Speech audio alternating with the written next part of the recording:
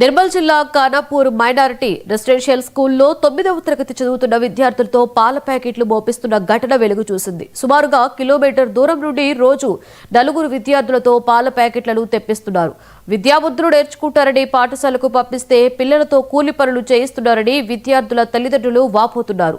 Hostels లో ఉన్న పిల్లలతో పనులు చేయించుకుంటున్నారంటూ గతంలో కూడా పలు ఫిర్యాదులు ఉన్నాయి. సంబంధిత అధికారుల నిర్లక్ష్యంతో ఇలాంటి ఘటనలు పునరావృతం కాకుండా ఉంటాయని అంటున్నారు. విద్యార్థులతో ఇలాంటి పనులు చేయించకుండా అధికారులు చర్యలు తీసుకోవాలని తల్లిదండ్రులు కోరుతున్నారు. ఏది కదా మీరు చదువుకునే పిల్లలు కదా, మరి మీ సార్ ఏమంటాడు? మీరు రోజుకు 4 అంటే ఇవాళ ఎవరో వచ్చిండ్రు? ఇవాళ ఎవరో వచ్చారు మీరు 4? రోజుకు 4 మోస్తారా?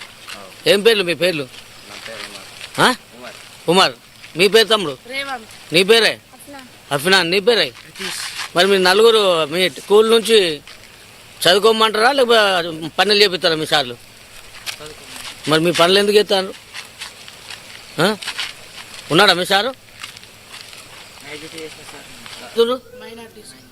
మరి మీకు వాళ్ళు దేరా? మీరే తీసుకుపోతారా? సార్లు దేరా? మరి ఏ సార్ చెప్పిండు మీకు తీసుకుపోమని?